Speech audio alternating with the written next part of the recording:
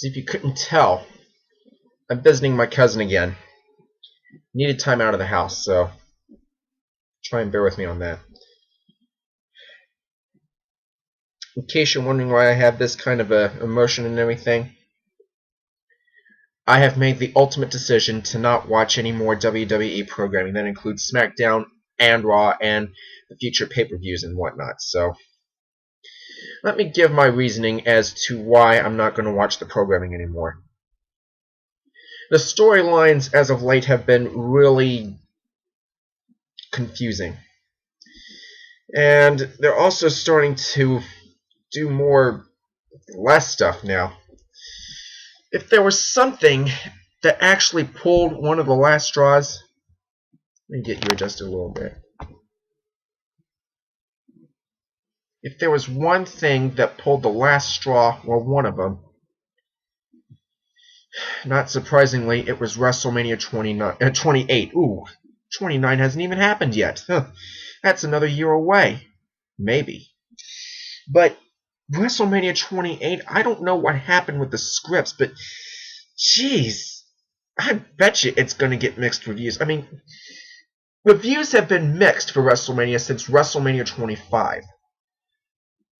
The best matches in these WrestleManias as of WrestleMania 25 were The Undertaker. I mean, 25, Undertaker versus Shawn Michaels, really, really exciting match. WrestleMania 26, Undertaker and Shawn Michaels, again, even though Undertaker won for 18-0 and ended Shawn Michaels' career.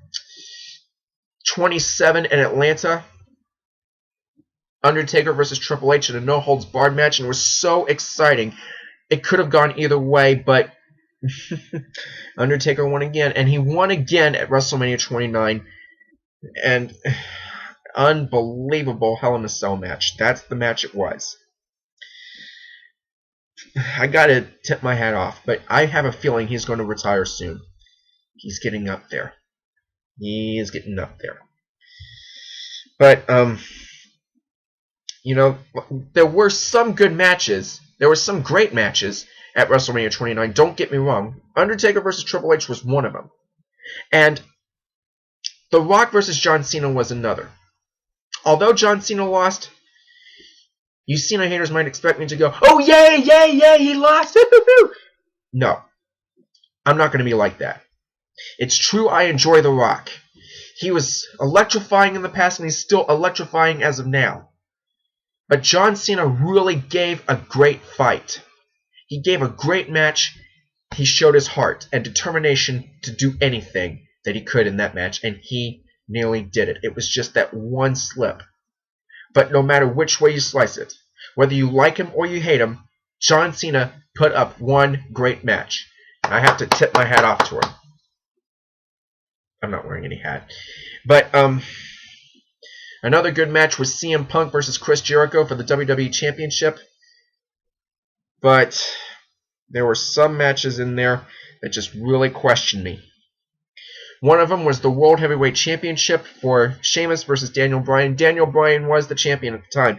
But in just 18 seconds, Sheamus pinned the champion to become the World Heavyweight Champion because Daniel Bryan was distracted, and then brogue kick. It was a brogue kick. And so that's what it...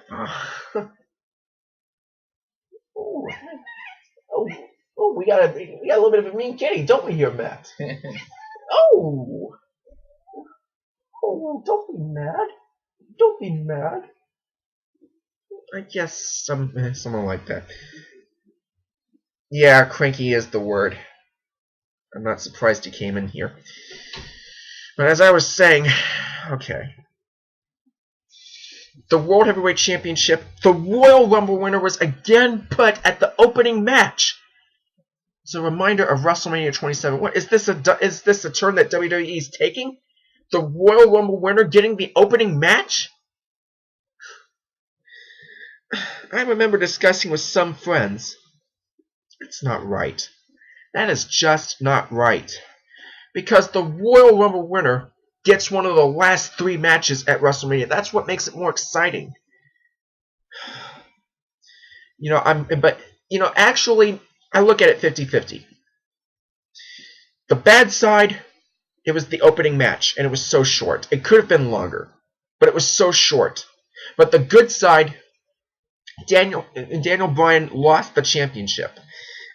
You know, I cannot believe that he would consider himself a role model when he was just proving to be a dictator, and especially, oh boy, especially when he was telling everyone to follow his footsteps. What are you, a dictator, Daniel Bryan? Not me. I'm a very opinionated person, and I follow what my heart tells me. You don't tell anyone what to do. No, that's not right. And especially when you hide behind AJ, do you really consider yourself a champion if you go running behind a girl? I don't. But especially when you want to rate too. So I'm really happy that Sheamus is the World Heavyweight Champion now. But it was just too short, and I just can't believe that it was the opening match. Sorry, but the Royal Rumble winner has to be in one of the last 3 matches in order to make it exciting. Sorry, but that's just me. So that's a change that I'm really not fond of. Another thing that has just about pulled the last straw was John Laurinaitis becoming, or is it John Laryngitis? It's laryngitis. John Laryngitis becoming the general manager for both Raw and SmackDown, ousting Teddy Long. For me, I have watched everything that John Laurinaitis has done. He is an exact twin of Eric Bischoff. And when I say twin, I actually mean that he is copying everything that Eric Bischoff did. Eric Bischoff was totally unfair. He was totally unfair in what he did. Now John Laurinaitis is running both Raw and SmackDown. And he's been so power hungry as of late. And he's only listening to David Otunga. He's only listening to Vicky Guerrero, who is not excused, thank you very much. And who also listens to Jack Swagger, Dolph Ziggler, Christian, all those. Is that what the WWE is really supposed to be like? No. No. Another thing that, well, you know, I really did like Teddy Long better than John Laurinaitis because Teddy listened to the people, and that's a key. But another thing that pulled a straw was Eve Torres. I cannot believe. Well, she had already become a heel because she claimed that she was using the men to get where she was. Look at what you did to Zack Ryder. Don't you see what you've done, Eve? Even at WrestleMania 29, you distract him, make John Laurinaitis the general manager of both Raw and SmackDown, then low blow Zack Ryder and leave with a smile on your face? Terrible. Just terrible. No. Eve, I don't know what has gotten into you, but you are certainly not the Eve Torres that everybody has known and loved for a while now. I don't know what has gotten into you, but seriously, ugh. But overall, the scripts have been so confusing, I don't know exactly how to put it. But what pulled the last straw was that WWE Raw, the night after WrestleMania, was so confusing. The audience was complete opposite.